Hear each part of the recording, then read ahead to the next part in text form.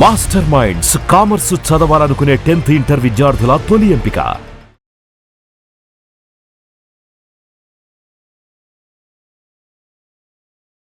నమస్తే రమ్మగారు. నమస్తే జయ. రమ్మగారు, మీరు పీసీ సర్కారు మెజిషియన్ స్టోరీస్ చెప్తా ఉన్నారు కదా, ఒకటి చెప్పుకుందాం. భలే ఉంటాయి. కథంతా ఉంటుంది. ఒక చిన్న మ్యాజిక్ ట్రిక్ అనమాట. సుందర్బనాలు అని ఒక రాజ్యం ఉండేదట. ఆ రాజుగారికి ఒక కుమారుడు ఉండేవాడు, శీలకుమారుడు అతని పేరు. రాజుగారు మంచి కంట్రోల్లో ఉంచేవాడు అబ్బాయిని. అయితే వివాహానికి ముందు తీర్థయాత్రలు అవి అంటే ఊళ్ళు తిరగటము ఒక పద్ధతిగా ఉండేది అక్కడ. పిల్లలు చదువు అయిపోయాక రాకుమారిని బయటికి పంపించేవారు. ఓకే. ఈ సీల్ కుమారుడు కూడా అట్లాగే తను చుట్టూతా అన్ని రాజ్యాలు చూసి ప్రపంచాన్ని తెలుసుకోవటం. తర్వాత వివాహం చేసేవాళ్ళు. ఆ తర్వాత ఏం చేసేవాళ్ళు, రాజ్యాధికారం. ముందు యువరాజు పట్టాభిషేకం చేసి రాజ్యాధికారం మెల్లిగా రావాలంటే ఈ లోపల అంతఃపురాల్లో ఉండటము, తర్వాత గురువు దగ్గర ఉండటము, ప్రపంచాన్ని చూసేది అవకాశం లేదు కదా. అవును కదా. అందుకని ఒక పర్యటన అలా తిరుగుతూ ఉండటం. అందుకని చెప్పి శీలకుమారిని పంపించారు. ఇతను ఈ సుందరబనాల నుంచి బయటికి వెళ్ళి తమకి కొంత దూరంలో ఉన్న ఒక కోసల రాజ్యానికి వెళ్ళాడు. రాజ్యం భలే అందమైందట. కోసల దేశానికి ఒక పెద్ద నగరం, అదేదో చెప్తారు దాని పేరు, జైపూర్ లాంటిది ఏదో, జైపురం. ఆ నగరమే దాని రాజధాని. జైపురం చాలా బాగుంటుందని అందరూ చెప్పగా విని ఈ శీలకుమారుడు ఆ జైపురానికి వెళ్ళాడు. వెళ్తే సరే చాలా బాగుంది. ఆ వెళ్తూ ఉంటే ఒక పెద్ద పెద్ద తోటలు కనపడ్డాయి అతనికి. ఓకే. బయట నుంచి చూస్తేనే చాలా ఆకర్షణీయంగా ఉంది. అందులోకి వెళ్ళబోయాడు. లోపలికి వెళ్ళబోతే తోటమాలి వాళ్ళు అడ్డుకున్నారు. వాకిట్లో ఉన్న వాళ్ళు, సెక్యూరిటీ వాళ్ళు ఉంటారు కదా, ఇది అందరూ వెళ్ళేది కాదండి, మీరు ఎక్కడో బయట ఊళ్ళ నుంచి వచ్చినట్టు, ఈ ఊరు వాళ్ళు ఎవరు ఇందులోకి వెళ్ళరు, ఇది రాజకుమార్తె శాలిని యొక్క సొంత ఉద్యానవనం, ఆమె తిరుగుతుంది. ఇది ఇప్పుడు మీకు ఇక్కడ కనపడుతుంది కానీ కోటకి అంతఃపురానికి అనుసంధానంగా ఉన్నది ఇది. అంతఃపురం నుంచి రాణి అమ్మ యువరాణి బయటికి రోడ్ల మీదకి రాకుండా ఆ ఒక మార్గం గుండా ఇందులోకి వచ్చేస్తుంది. ఓకే. ఇప్పుడు అంతఃపురానికి అనుసంధానంగా ఉన్నట్టు అనమాట ఇది. ఇందులోకి బయట వాళ్ళు వెళ్ళకూడదు, మగవాళ్ళు స్ట్రిక్ట్లీ నో అండి, కుదరదని పంపారు.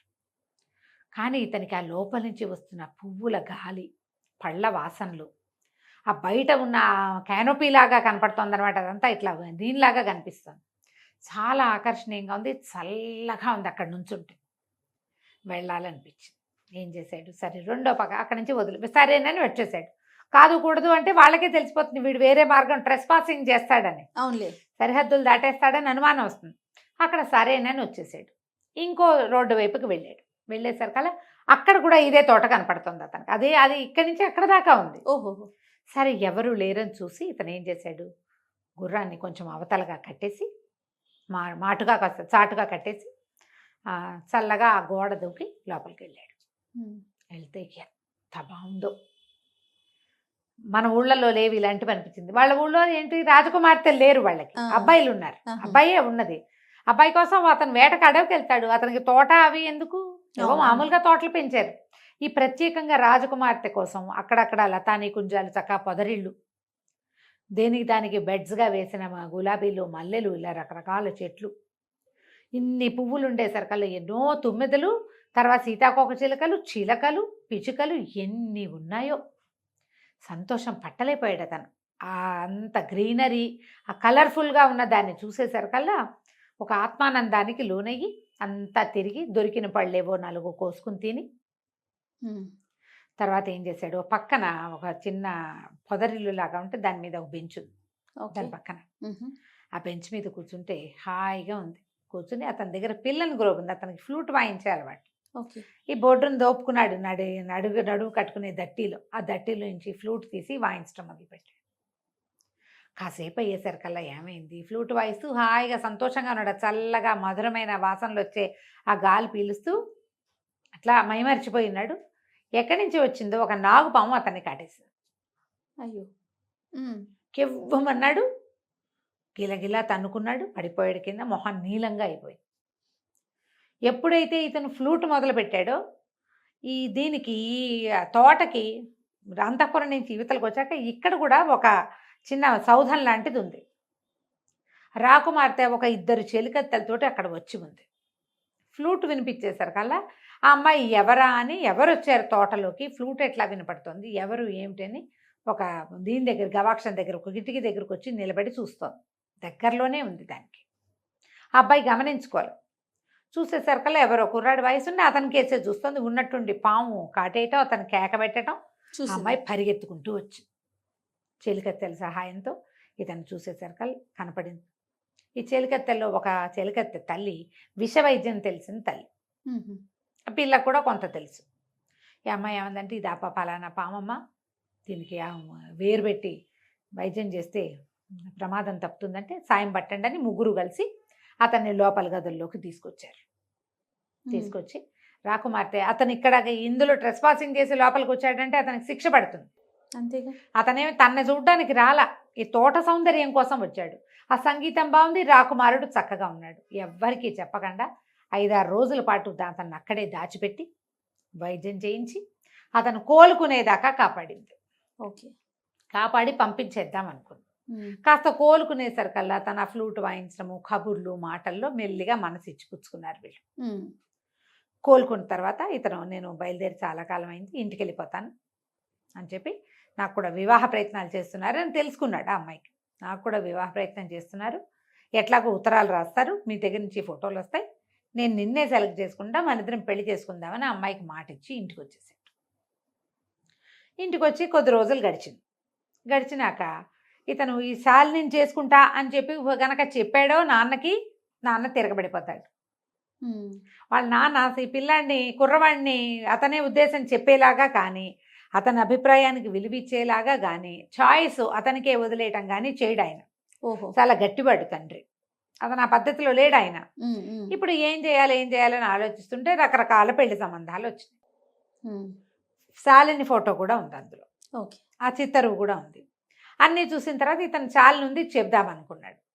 తండ్రి, మంత్రి గారు, రాజగురువు ముగ్గురు కలిసి స్క్రూటినీ చేసి వాటిని ఏం చేస్తారు, అన్నీ చూసి ఈ అమ్మాయి తండ్రి ఎంతమంది ఫైనలైజ్ చేస్తారు కదా, ఇవన్నీ చూసేసి చివరికి 3 సంబంధాలు తేల్చారు. ఆ 3 శాలిని లేదు. ఏం చేయాలో తెలియలా, దిగులుగా అయిపోయాడు. వెళ్ళొచ్చిన దగ్గర నుంచి అతని ధోరణి మారిందని, ఇప్పుడు ఈ పెళ్లి సంబంధాలు చూడటం మొదలుపెట్టాక ఇంకా మొహం వేళ్లాడేసి ఉంటున్నాడని కనిపెట్టాడు మంత్రి గారి కుమారుడైన దేవదత్తుడు. ఓకే. ఏమిటో ఇలా డల్గా ఉన్నావు ఏమిటి అని ప్రశ్నించేసరికి ఇంకెవ్వరికి చెప్పలేక ఈ శీల్ కుమారుడు ఏం చేశాడంటే దేవదత్తుడికి చెప్పాడు ఈ సంగతి. నేనేం చేయను, నేనేమో అమ్మాయికి మాటిచ్చి వచ్చాను, తను నచ్చింది నాకు, నా ప్రాణం కాపాడింది, అమ్మాయి చాలా బాగుంది, రాజ్యము వాళ్ళ ఏర్పాట్లు మరీ బాగున్నాయి, మా నాన్నగారేమో తేల్చిన సంబంధాల్లో శాలిని లేదు. అక్కడికి రాజగురువు మంత్రి గారు అబ్బాయిని అడగండి అంటే, ఏం పర్వాలేదు, నేనే సెలెక్ట్ చేస్తే మా అబ్బాయి అది చేసుకుంటాడని మొదలుపెట్టాడు ఆయన. అబ్బాయి నేను చేసుకోనని అనలేడు, అందరి ముందు పరుగు పోతుంది తండ్రిది.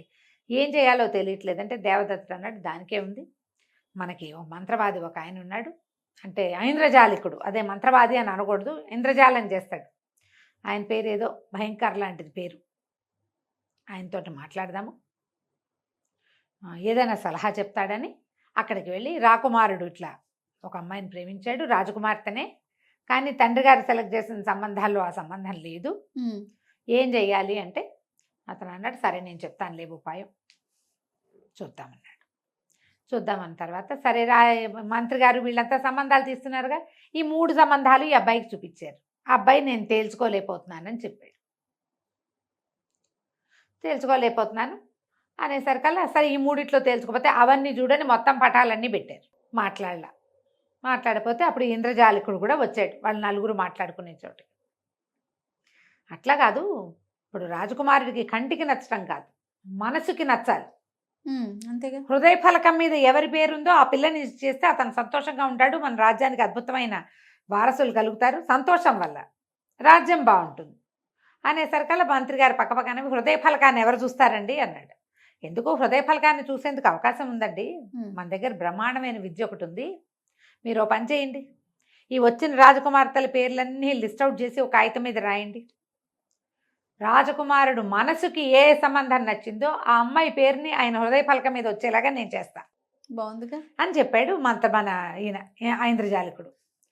కొంచెం బాగా ఆలోచించారు, ఈయన చెప్తున్నాడు కదా, ఆయన కొంచెం గట్టిగా పేరెన్నిక కన్నవాడు, ఏదైనా తమాషా మ్యాజిక్లు బాగా చేయగలిగేవాడు. ఒక్కోసారి పెద్ద పెద్ద విషయాల్లో కూడా ఆయన సలహా పాటించారు వీళ్ళు. ఓకే. అందుకని ఈ లోపల మంత్రికుమారుడు దేవదత్తుడు అన్నాడు, ఇది చేసి తీరాలి ఇట్లాగే, అప్పుడే కదా ఇతనికి ఎవరు నచ్చారో మనకు తెలుస్తుంది అని అతను బలపరిచేశారు. కల్లా కుమారుడి మాట విన్న మంత్రి గారు కూడా, మరి పిల్లలు కోరుకుంటారు అది, రాజకుమారుడి మాట కూడా ఇదే అయి ఉంటుంది అని ఆలోచించి సరే ఒప్పుకున్నాడు. ఒప్పుకున్నాక ఇతను ఐంద్రజాలికుడు అన్నాడు, ఈ ట్రిక్ ఇది నేను ఈ మంత్రం అందరి ముందు చేస్తా, మనం సభలో చేసి చూద్దాం కావాలంటే, రాజుగారు తిరిగిపోకుండా అనమాట. ఓకే. ఆ సంబంధం మనం వద్దనుకున్నామని ఆయన అంటాడేమోనని సభలో చేద్దామన్నారు. సరే, రేపొద్దున ఆ పరీక్ష హృదయ ఫలకాన్ని సందర్శనం. మర్నాడు పొద్దున రాజకుమారుడు వచ్చి కూర్చున్నాడు. ఓకే. సభలో లిస్ట్ అవుట్ చేశారు. ఒక 15 సంబంధాలు రాశారు, పేర్లు, అందరు యువరాణుల పేర్లు రాశారు. రాశాక ఏం చేశాడు ఈయన, బోల్డ్ అని మంత్రాలు చదివి రాజకుమారుడి చుట్టూతా ఇట్లా చేసి దిష్టి తీసినట్టు దాన్ని అంటించేశాడు. ఓకే. ఆ కాగితాన్ని అంటించేశాడు. కాగితం అంటించి దాన్ని ఒక పళ్ళెంలో వేసాడు. వేస్తే కాగితం అంటుకుపోయి మొత్తం కాలి బూడిదొచ్చింది. అంతేగా మసి వస్తుంది, మసి కాలిపోతుంది. కాగితం అంటుకుంటే ఎలా వస్తుంది, నల్లటి వస్తుంది కదా. సరే, ఇతను ఏం చేశాడు, రాజకుమార మీ చొక్కా విప్పండి అని చెప్పి అతను షర్ట్ విప్పించారు. చొక్కా విప్పిన తర్వాత ఈ మసి తీసి రాజకుమారుడి గుండెల మీద ఇట్లా ఇట్లా ఇట్లా ఇట్లా రుద్దాడు. రుద్దంగానే ఒక పేరు ప్రత్యక్షమైంది అక్కడ, శాలిని అనుంది. అని ఆశ్చర్యపోయారు ప్రజలంతా. ఎట్లా వచ్చింది అంటే ఈయన మనసులో అంత గాఢంగా అమ్మాయి నచ్చింది, అది హృదయ ఫలకం మీద కనపడింది కదా, ఇంకేముంది శాలినితోటే పెళ్ళి అన్నారు. అక్కడి నుంచి కాకోసల రాజ్యానికి కబురు చేశారు, మీ అమ్మాయిని మా అబ్బాయికి చేసుకుంటామన్నారు. వివాహం అయిపోయింది. వీళ్ళంతా అక్కడికి తరలి వెళ్ళారు. తోటలోనే పెళ్ళి అడిగాడు రాజకుమారుడు. ఆ తోటలో బ్రహ్మాండంగా విందు చేశారు. అన్నీ హాయిగా అయిపోయింది. శాలినికి అక్కడ తోటలో విహరించడం అలవాటు కాబట్టి ఇక్కడ కూడా అలాంటి తోట నిర్మించడానికి అక్కడి నుంచే శిల్పులు, తోటమాళ్ళు అందరినీ తీసుకెళ్తానని చెప్పాడు. బాగుంది. ఇంటికి వచ్చారు. సుందరవనానికి తిరిగి వచ్చేసారు. వచ్చిన తర్వాత ఆ రోజు రాత్రి పునఃసమాగమం అని గదిలోకి పంపించారు. ఈయన ఏం చేశాడంటే ఒక చక్కటి సబ్బు గిఫ్ట్ చేశాట రాకుమార్తెకి. రాజకుమారుడు శీలకుమారుడు శాలినికి ఇచ్చాడు. ఇచ్చేసరికి శాలిని ఏమిటి ఇంతకంటే గొప్ప బహుమతి దొరకలేదంటే, ఎందుకు ఈ బహుమతి దీనివల్లే నువ్వు నాకు దక్కేవు, లేకపోతే నువ్వు దక్కేదానివి కాదు, నేను మా నాన్నగారి మాట కాదనలేక చేసుకునేవాడిని అని చెప్పాడు. ఏం చేశారట, సబ్బు నానబెట్టి సబ్బుతోటి అతని గుండెల మీద శాలిని అని రాశారు. ఆల్రెడీ అది ఆరిపోయింది. ఆరిపోయి ఉండిపోయింది ఒంటి మీద. కడిగితే కదా పోయేది సబ్బు. ఈ మసి పూసేసరికల్లా అంటుకున్న సబ్బు మీద మసి అంటుకుని శాలిని అని కనపడింది. హృదయ ఫలకం దాని మీద రాసినట్టు కనిపించింది. ట్రిక్ చూడు, మ్యాజిక్ ట్రిక్, సూపర్. మనం ఏదైనా ఒక అక్షరాలు ప్రత్యక్షం లాగా చేయాలంటే ఇప్పుడు మన వాళ్ళు ఏం చేస్తున్నారు, రాసేసుకుంటారు పేరు, దాని మీద ఈ మన సెలోఫెన్ టేప్ తీసి ఇస్తే సరిపోతుంది. అవును. ఇప్పుడు కొత్త ట్రిక్కులు వచ్చాయి కదా, పాతకాలపు ట్రిక్. దీంతో ఈ రాజకుమారుడు రాకుమార్తెని పెళ్లి చేసుకున్నాడు. కథ కంచికి మనం ఇంటికి. బాగుందండి. నమస్తే రమ్య గారు. నమస్తే.